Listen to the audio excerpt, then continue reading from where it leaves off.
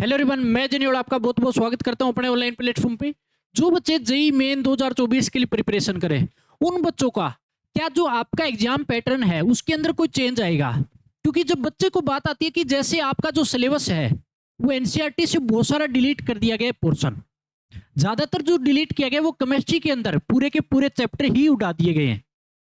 अब बच्चा उस चीज पे लेके चलता है कि हमारा जो फाइनल जब एग्जाम आपका जेई मेन का होगा तो उसके अंदर क्या वो डिलीट रहेगा? तो देखो यार, उसमें कोई चेंज नहीं है, क्योंकि जेई मेन का और बोर्ड का बहुत डिफरेंस होता है। क्योंकि सिलेबस जो है जेई मेन की अगर बात करते हैं तो जेई का पूरा सिलेबस आपका अलग से डिसाइड किया जाता है और बोर्ड का सिलेबस आपका अलग दिया जाता है। ये पहले भी हो चुका है कि जब एनसीईआरटी डिलीट हुई थी उस टाइम भी, जब आपका जेई की अगर बात करते हैं, आईआईटी की अगर बात करते हैं, तो उस टाइम भी आईआईटी के अंदर कोई भी टॉपिक नहीं काटा गया था एनसीईआरटी के हिसाब से।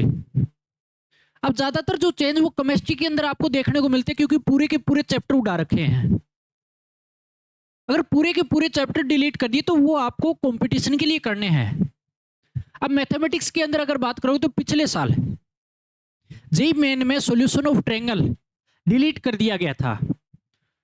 तो अब की बार आप ऐसा कह सकते हो कि सॉल्यूशन ऑफ ट्रायंगल अभी तक कोई भी, क्योंकि एनटीए का कोई नोटिफिकेशन अभी तक आया नहीं है, तो बच्चा वो चीज छोड़ सकते हो जो पिछले साल डिलीट है। पिछले साल के हिसाब से आप सिलेबस कर सकते हो, क्योंकि जब चेंज आएगा ना, जेई मेन की अगर बात करता हूं तो उसके अंदर सिर्फ और सिर्फ बहुत कम या तो कोई टॉपिक डिलीट होता है या कोई छोटा मोटा चैप्टर डिलीट हो सकता है। ऐसे चेंज नहीं आएगा एकदम से कि पूरे के पूरे आधा केमिस्ट्री उड़ा दिया गया जैसे एनसीईआरटी से डिलीट है, तो ऐसा पॉसिबल नहीं है।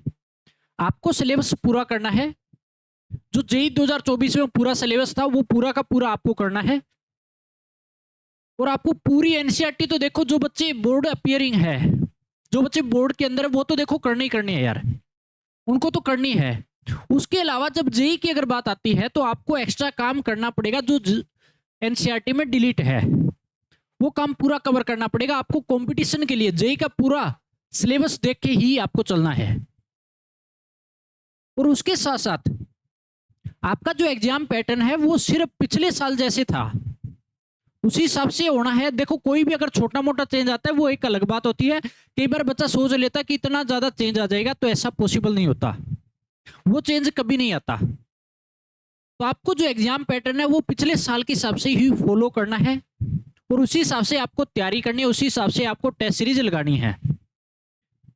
पूरा का पूरा सिलेबस भी आप उसी तरीके से कवर कीजिएगा। और आपको सबसे ज्यादा जिस बच्चे का सिलेबस नहीं हुआ है तो उसको भी वो चैप्टर छोड़ने नहीं है, लेकिन आपको इंपॉर्टेंट जो चैप्टर है वो पूरे के पूरे उठाइए और उसको पूरा का पूरा कवर कीजिएगा।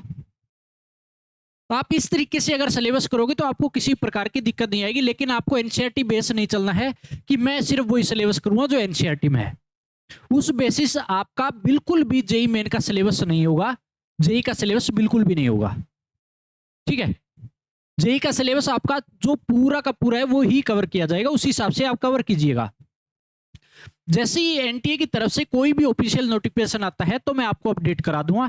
तो अपने प्लेटफॉर्म पे जुड़े रहिए, क्योंकि बहुत सारे बच्चों के ये कमेंट आ रहे थे कि सर हमारा जो एनसीईआरटी है सिर्फ वो ही करें, तो ऐसा पॉसिबल नहीं है, आपको पूरा सिलेबस करना पड़ेगा। क्योंकि यार बच्चे को ये चीज बतानी जरूरी होती है कि आपको कितना सिलेबस करना है। तो आप पूरा सिलेबस कंप्लीट कीजिएगा। जो पुरानी एनसीईआरटी है, ओल्ड एनसीईआरटी, उस हिसाब से चलिएगा पूरा। अगर जो बच्चा बाई चांस एनसीईआरटी कोई भी टॉपिक पढ़ रहे हो तो वहां से आप जरूर कर लीजिएगा, कोई दिक्कत नहीं है। लेकिन उसके साथ साथ जो जेई का सिलेबस है वो पूरा कंप्लीट कीजिएगा, पूरा का पूरा आपको कवर करना है। तो मिलते हैं नेक्स्ट वीडियो के अंदर। आपको हर अपडेट अपने प्लेटफॉर्म पे मिलती रहेगी, तो जुड़े रहें और इतने तक पढ़ते रहे और मजे करते रहे।